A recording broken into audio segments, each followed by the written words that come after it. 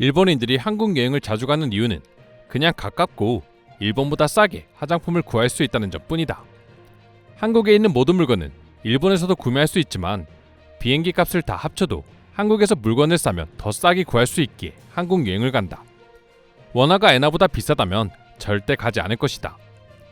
과거 일본인들이 한국을 여행하는 이유에 대해 해외 커뮤니티에 남긴 글입니다.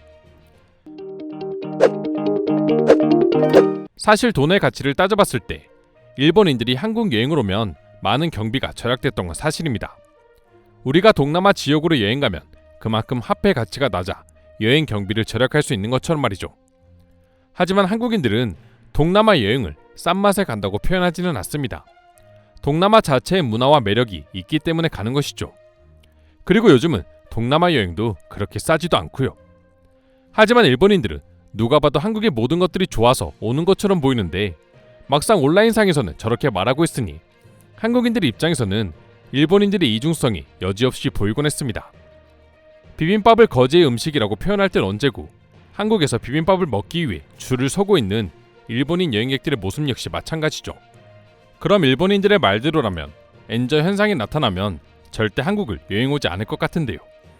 요즘같이 초엔저 현상이 나타나고 있는 지금은 한국을 방문하는 일본인 여행객의 수가 완전히 급감했을까요? 아닙니다. 오히려 정반대였습니다.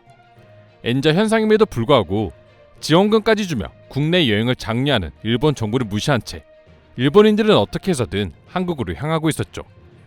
일본 대형 여행사 HIS는 연말연시 해외여행 예약 현황 조사 자료를 며칠 전 발표했는데요. 놀랍게도 서울이 11년 만에 인기 여행지 1위를 차지했습니다. 그리고 부산 역시 4위에 올랐는데요. 2위 호놀룰루, 3위 방콕에 이어 부산이 4위를 차지하면서 10위 안에 2곳 이상의 도시가 이름을 올린 나라는 한국이 유일했습니다. 그만큼 일본인 여행객들의 1차 여행지는 무조건 한국이라는 걸 뜻하고 있죠. 초엔저 현상에도 불구하고 이렇게 일본인들이 한국으로 몰리는 이유는 단순히 한 가지 이유 때문이 아닙니다. 일단 전염병 기간 동안 일본 역시 한류 문화에 완전히 빠져버렸고 일본과는 달리 한국에서는 큰 제약 없이 편리한 인프라를 통해 편한 여행이 가능했다는 점 역시 큰 장점으로 여겨지고 있었습니다. 특히 일본인 여성들 중에 해외여행 경험이 있는 사람들 중 대다수는 한국을 방문한 적이 있다는 말이 있을 정도로 한국을 좋아한다고 하는데요.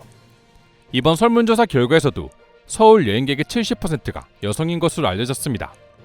그리고 더 충격적인 건 그중 다시 절반 이상이 10대에서 20대였다는 점입니다. 앞선 영상에서 알려드렸던 것처럼 일본의 10대들 90%가 한국어와 일본어를 섞어 쓰는 일명 한일 믹서에 빠져있다고 하는데요. 단순히 한글 사용에 그치지 않고 직접 한국을 찾아오는 비중도 어마어마하게 증가하고 있는 것이죠. 실제로 이번 연말 동안 한국 여행을 선택한 일본인 여행객은 전염병 이전 대비 50% 수준까지 올라서며 빠르게 회복세를 보이고 있답니다. 그리고 지금 한국을 찾는 일본인 여행객들은 과거와는 달리 완전히 한국 문화에 빠져오는 경우가 많기 때문에 일본에 돌아가자마자 한국 여행을 또다시 계획하고 있었습니다. 사실 일본의 젊은 층들은 한국 여행에 대한 두려움이 없지 않아 있었다고도 하는데요. 해외 커뮤니티를 보게 되면 항상 어릴 적부터 부모님이나 뉴스 등을 통해 한국에 대한 부정적인 소식만 들어와서 한국 여행을 망설이게 됐다. 하지만 한류 문화에 빠지면서 무조건 한국을 가야겠다 생각했고 내가 직접 마주한 한국의 모습은 지금까지 들었던 이야기와는 완전히 달랐다. 한국은 엄청나게 발전된 나라였고 모든 인프라가 완벽했으며 한국인들 모두가 나에게 친절했다라는 일본 여학생의 한국 여행 후기도 전해지고 있었습니다.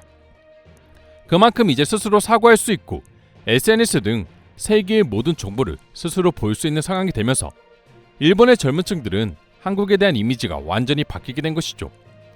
하지만 일본의 현재 경제 사정이 좋지 않고 특히 젊은 층의 취업이 매우 어려운 상황이라 아무리 바로 옆에 있는 한국이라도 해외여행을 계획하는 게 쉬운 일은 아니라고 합니다. 원래도 해외로 잘 나가지 않는 일본인들이기에 평소 같으면 당연히 해외여행을 생각도 하지 않았겠지만 한국 문화에 중독되어버린 일본의 10대, 20대는 새벽 아르바이트를 해서까지 돈을 모아 한국으로 여행을 오고 있는 실정이라고 하죠.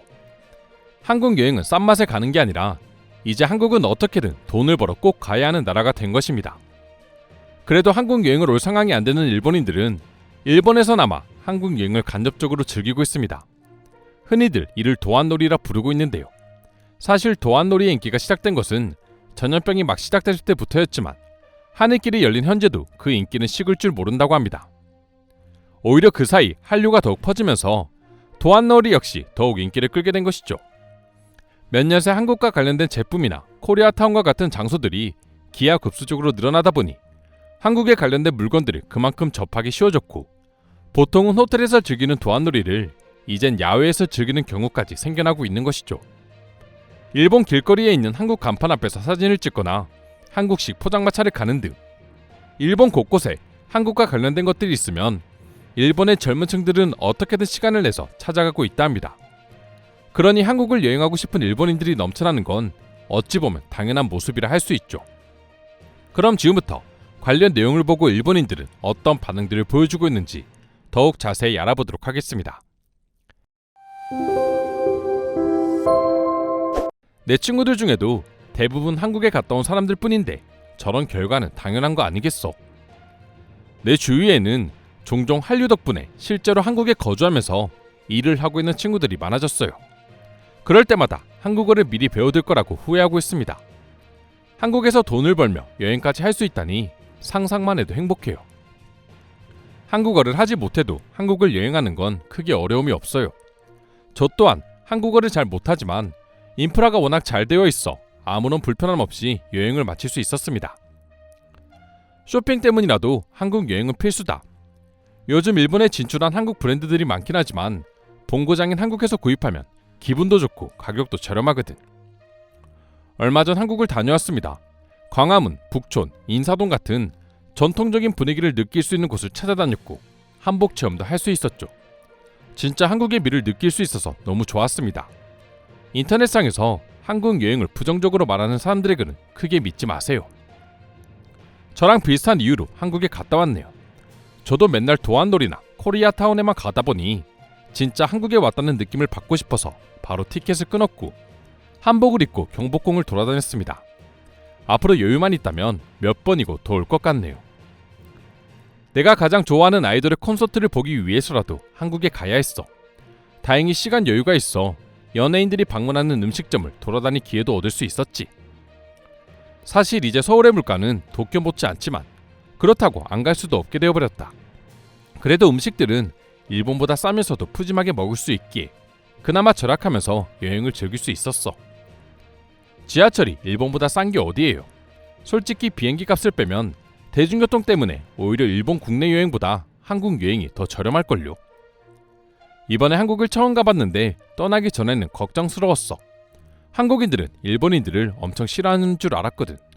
그런데 여행 내내 그런 모습을 한 번도 볼 수 없었고 모두가 나를 친절히 대해줬다.